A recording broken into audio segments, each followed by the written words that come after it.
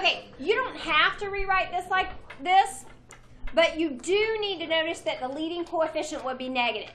So if you don't see it by doing this, then look at your x's. If I multiplied 2x times negative x times positive x, do you see that that gives me a negative leading coefficient? Okay, so if we ever have like the x negative, then we know that it's going to be a reflection. Yeah. Okay. Which is going to change your end behavior. That's what I had wrong. Yes, ma'am. Okay, and so when you multiply, I'm always get confused when you're multiplying like 3 factors or whatever, 3 of them. So you just distribute the 2x through, and then the 3, the negative 3 through? You could, and since I only care about the leading coefficient, all I'm doing is I'm looking at what is the highest degree of x for each of my factors, and those I would multiply. So it's 2x times negative x times x, so it would be negative 2x to the third. So my leading coefficient is negative 2. I'm not actually multiplying the whole thing out. I'm just looking at what would my leading coefficient be. Okay. Okay, so did you get the zeros right? Yeah. Okay, you may have had the end behavior reversed. Did you get the root behavior right? Do you have it passing through, passing through, passing through? Okay. All right, let's take a look at number 2. This one has a degree of 3. It has a negative leading coefficient. We plot our zeros, negative 5, 2, and 7. We know it's odd and negative, so it's going to rise to the left, fall to the right, pass through, pass through, pass through.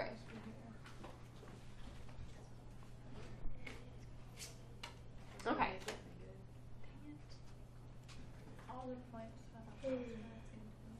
Any questions about 2? All right, let's talk about number 3 now. Number 3 is the first one where we have a factor that is raised to a power greater than 1.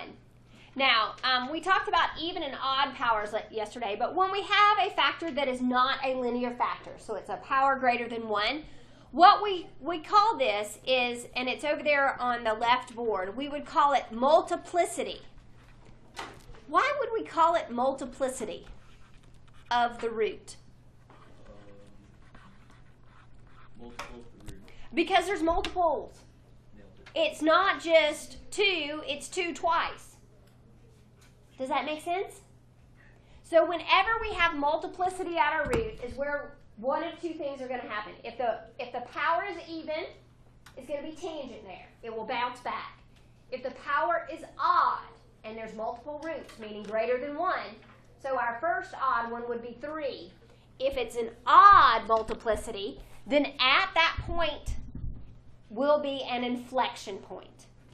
So if it's even and it's a multiple root, it's just going to be tangent, so it's going to bounce back either like that or like that.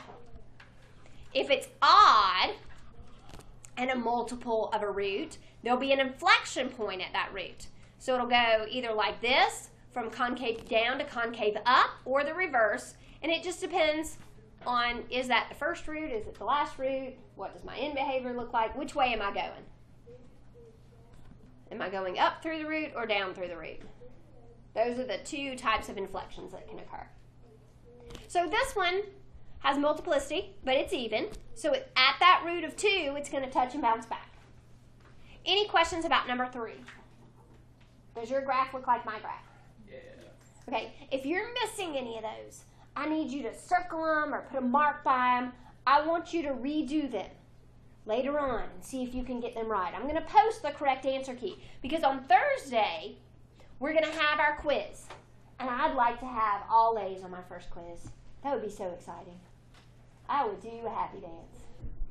No, it's not Thursday. That's next Thursday. That's as in 2 days from now, Thursday. All right, so let's take a look at this one. It's the 3rd degree, it's positive, so it falls to the left, it rises to the right. It's going to pass through negative 1/2, but it will be tangent at 4, so it's going to bounce back there. Okay, any questions about number 4? Good? All right. What is that? Okay, number 5. This one is also a 3rd degree. And we're going to have a tangency here at 3, and it's going to pass through at 0. How does your number 5 look?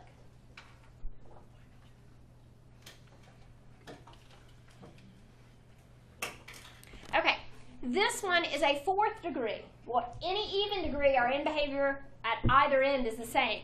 And on this one, because it's negative, it falls to the left and it falls to the right. Now this is an odd root, but it's not linear. It's to the third power. So when it passes through there, there's some type of inflection. And so I didn't make this one as pronounced, but do you see how it goes from concave down to concave up? And it's not just a straight line through there? And then it will pass through too.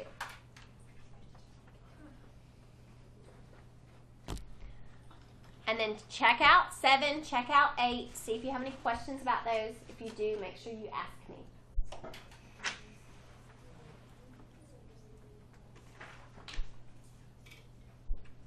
Just to double check this, it has to have the x outside for one of the zeros to be 0. Correct. And this one just has a 7. There's no x out there. So there's, right, there's no 0 at 0. But if this were 7x, we'd have a 0 here also. Wait, so we didn't have, that 7 didn't affect us? That 7 just causes a vertical stretch. Okay. But it doesn't change your zeros. They're in the same spot. Yes, ma'am. So how do you know for sure, like with number 1, that it's a negative polynomial, but it's not like outside of the parentheses or whatever? Like there's not a negative coefficient? This is the only one that had a minus x in it. If we look at the rest of them, do you see that x was the leading part of the factor? Mm-hmm. So it's the only one that had a negative x inside the factor. So that's why it made the leading coefficient negative. Okay, but say like 2x in there was negative in the first part? If there were a negative here also, then so it would end up being a positive because a negative times a negative is a positive. Okay. Okay, any other questions about the front? All right, let's take a look at the back. Now, I think your quiz might look something like this because the back tests 2 of the things we've done. It tests, can you factor to find all zeros? And once you have the factor form, can you graph it? So take a look at these, see if you have any questions for me. If you don't have the little dip here, the little hump on 14, it's fine. You don't have to have that little hump. How'd you get number 12? Okay, so what I did was I treated this as a 4-term grouping problem. So I looked at the first 2 and said, what do they have in common? An x squared.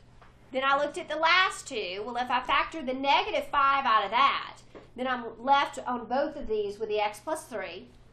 So when completely factored, this gives me x squared minus 5 and x plus 3. So my zeros, when I solve this, gives me the plus or minus 5, square root of 5, and this gives me the negative 3. Now the square root of 5, obviously we can't graph exactly. I just didn't get the plus or minus. Gotcha. So with that, you would just be like, oh, that's like 2 point. Like You know it's close to 2. Okay. Yeah, it's 2 point something. Okay. It's in between square root of 4 and square root of 9. But it's closer to square root of 4, so it's closer to 2. And you just put a dot closer to 2. Okay.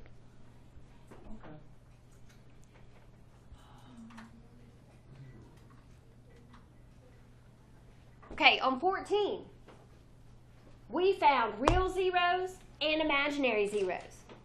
Which are the only ones that get plotted on the x-axis? The real ones. The imaginaries don't.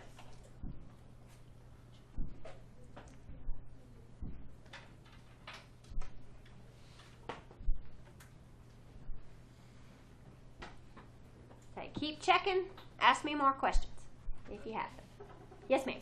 Okay, so number 14, why do the ends go in the same direction? 'Cause isn't it? It is an even power, and it's positive. So it's the 4th degree and a positive leading coefficient. So my ends have to rise. But what about when you factor it out? It's still even and still positive. Even though Because x times x squared is x to the 4th. I see. Okay. You don't look at each factor in that? Sure, you could. X times x squared is still a positive. But not the whole parentheses, not each. Nope, because if we looked at everything, then we've moved past the leading coefficient. and we're looking at all the other terms. I don't care if the second term's negative or the last term is negative. The end behavior is driven by the degree and is the leading coefficient positive or negative. So all I care about is that coefficient of my term that has the greatest degree. So that's why I'm only looking at my x's, because that's where I get my greatest degree from. The highest x times the highest x times the highest x. Okay.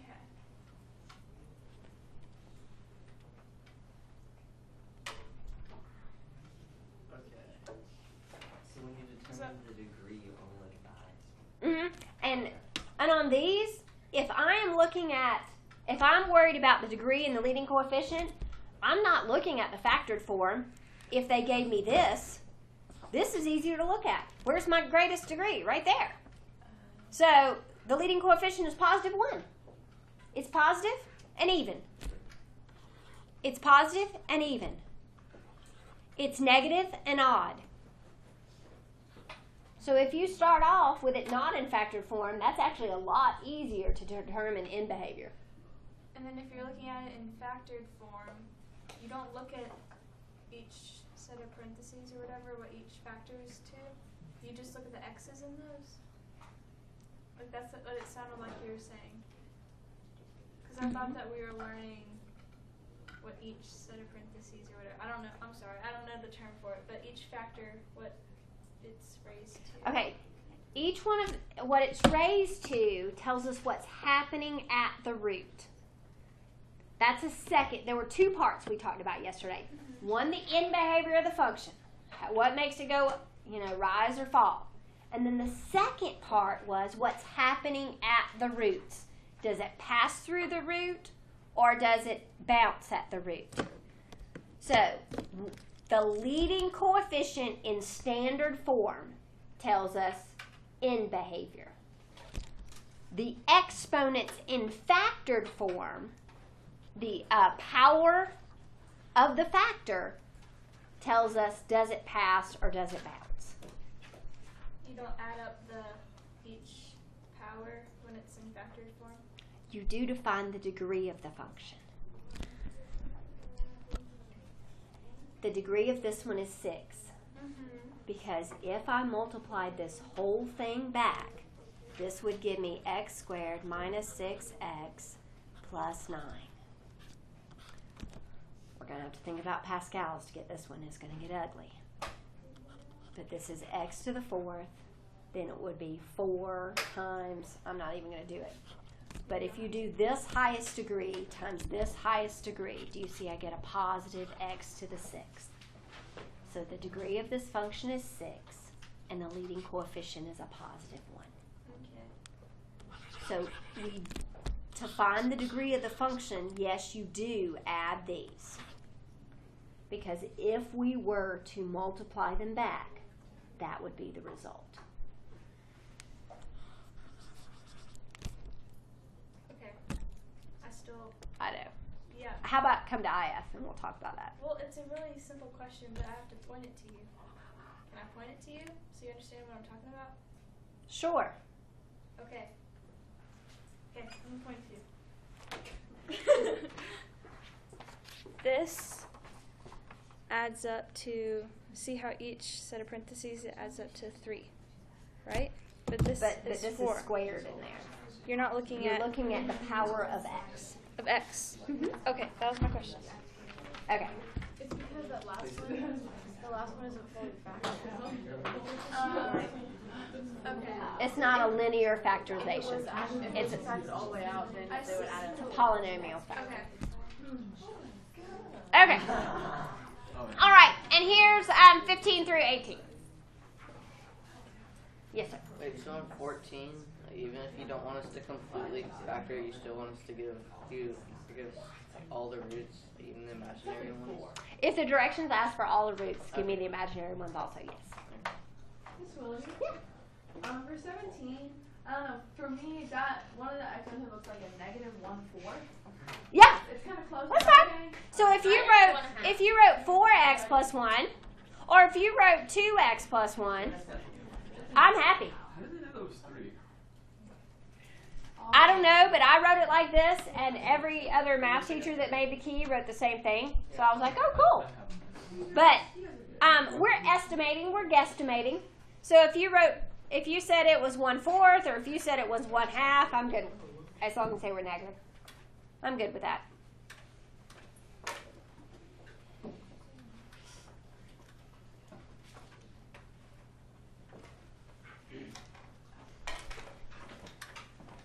Okay, how we do it? All right. The last new thing before our quiz is not new at all. We've already done it. We've done characteristics of functions. What we haven't done is characteristics of higher degree polynomials. We did characteristics with our quadratics. Well, a quadratic is a polynomial. Now we're doing characteristics of all higher degree polynomials. So, since most of us don't know calculus yet, we're going to need our calculators to be able to find some of the points that are important in stating our characteristics. So if you guys could leave your worksheet out from homework, we're going to use 2 of these as examples. And we're going to use our calculators to determine some of our characteristics of our functions.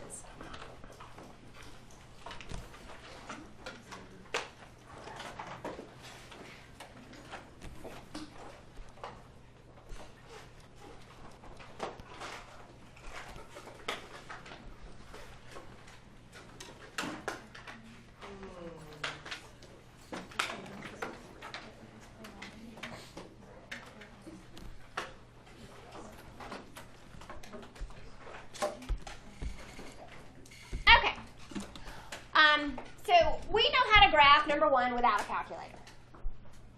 But if I ask you to find the characteristics of the function, many times we will need the calculator to determine what our extrema are. And we need those points of extrema to be able to determine intervals of increase and decrease. Okay, so does any of this look new to any of you? No, we've all seen this. Domain and range. We can do domain and range of number 1 without picking up a calculator. Because we look and it continues left forever and it continues right forever. So what is the domain of this function? Negative infinity to positive infinity.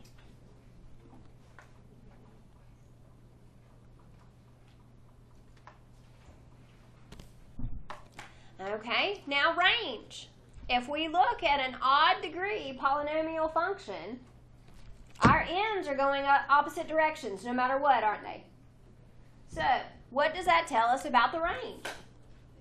It is also negative infinity to positive infinity.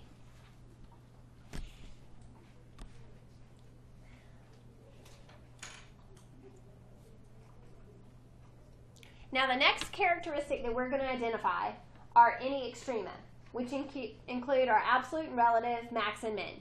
Now I'm not going to ask that you identify them as absolute or relative. If it's absolute or relative, I'd like you to list it as a min. Or if it's an absolute or relative max, I'd like you to list it as a max, and you don't have to identify. Okay, but to be able to do that, we have got to find these points that represent the bottom of the valley and the top of the hills. Those are our max and mins. And these are 2 relative.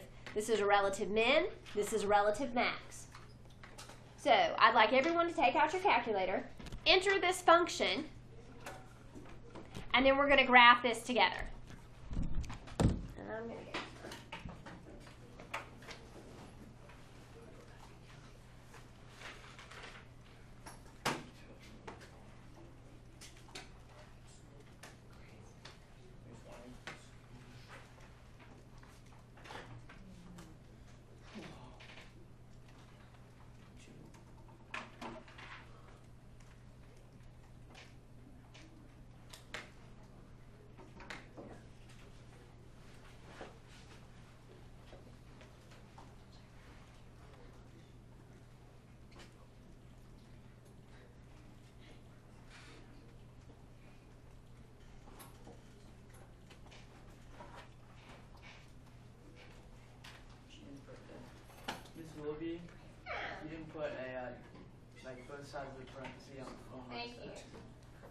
How exactly do we slip that in there? Second delete is insert, and then I just put it in the wrong spot. Let me try again. Second delete. There we go. Good catch. Thank you very much. Okay, so this is what my graph is going to look like. I'm going to zoom 5. Oh, I can't see everything. I can. You can see everything? Excellent. I'm going to zoom out and see if that helps me a little bit. Wait, what is 4 minus x? Now I can see everything. What is it? What is the rest of the equation? It's just not on my screen. It's number 1 on your homework. Oh. Number 1 on your homework is what we're doing. Now, even if you can't see the top and the bottom, it's okay because you know what intervals it's in between. Just zoom for that bad boy. See if your stat blocks are. What? Yes, they are. I'll cut them off. You downloaded the graphic calculator? Cool. Except you can't use a phone I know on a that. test. That's for homework. It's probably, it might even be better than What ours. did you do? You zoom 3'd it? First I zoomed squared it, and then I zoomed out. And I can see everything. It's okay if your view doesn't look like my view. Zoom 5. I zoomed 5, and then I zoomed 3. Wait, And then she zoomed. you press the zoom button? You press the zoom button, yeah. Because when I do that, it says 8. Yeah, mine's completely different from yours. It's okay. I don't Oh, yours is a better picture. No, mine's like it's. Hit enter. It's completely different. It's just 3 lines. Hit enter. Hit the enter button. Does it look like mine now? Yes. Okay. Okay. Thank you so much. When in doubt, just hit enter. It grabs it and then it loads and I don't know. And then I try to zoom and it says Oh, it's because there's one little wrong thing there. oh, okay. I feel gone. Yeah.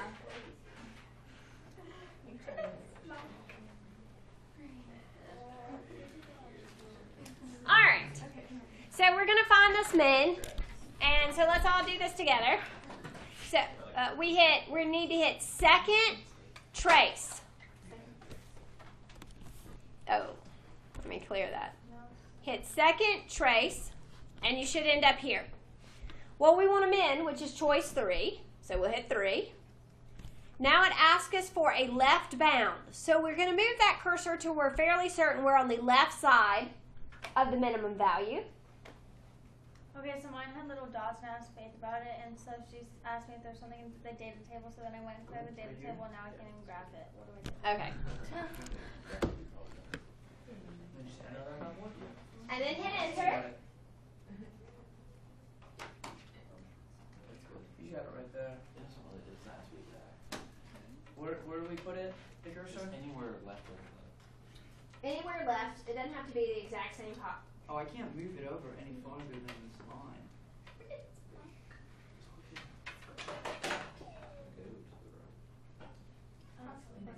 Well, zoom it in.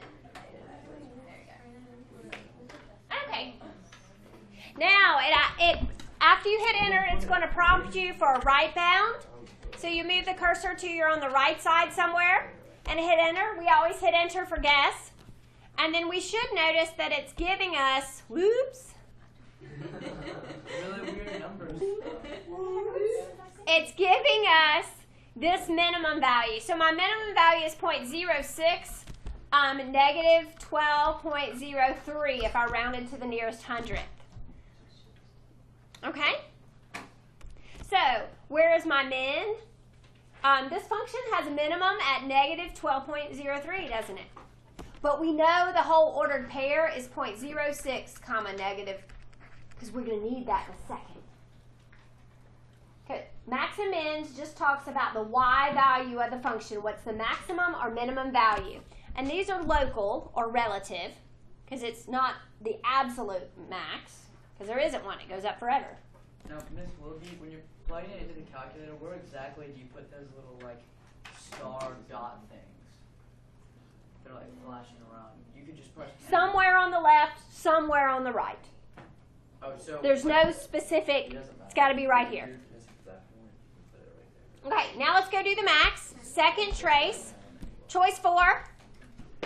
So I'm going to move that cursor. Whoops, it went off the screen. I can't tell where it is. Okay, now I know I'm someplace to the left of that highest point. I'll hit enter. And then I'm going to go someplace on the right side of that highest point. Okay, I can tell I'm on the right side. I have the kissing triangle, so I'm good. I hit enter again. And now I found my max.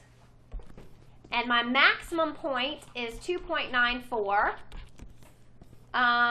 Positive 12.03. Interesting. Okay, so when I go back, oops, to my max, it's positive 12.03. But I know this occurred at that point, 2.94, comma, 12.03. Now, the reason the x value is important is because I'm about to need it for the intervals of increase and decrease, aren't I?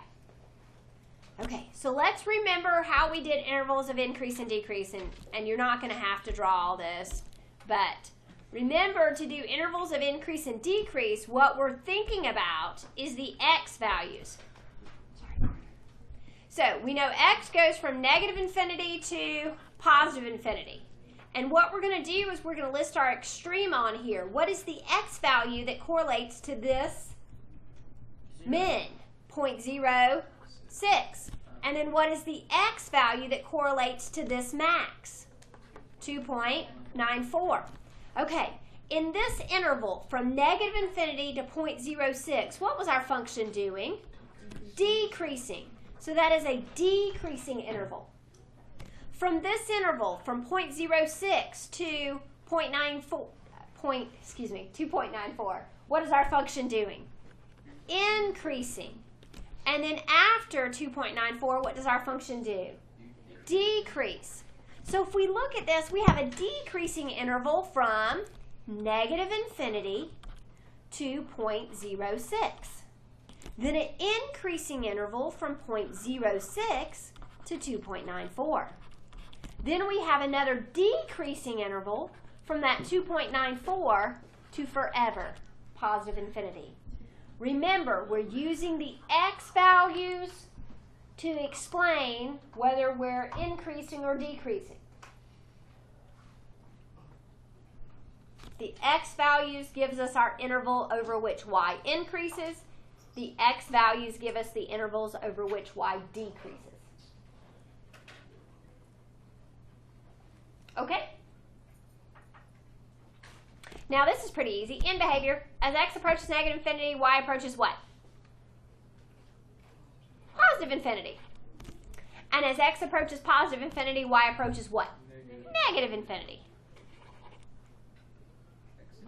Now, the x-intercepts are easy because we had to plot those to get our graph. Those are our zeros.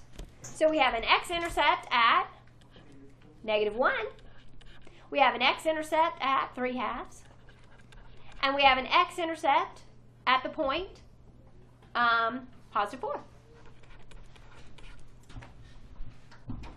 Now, can we look at this graph and see our y-intercept perfectly and know exactly where it is? No. So what could we do with the function to find the value of the y on the y-axis? What is the value of the x on the y-axis? 0. So what can we plug into the function? 0.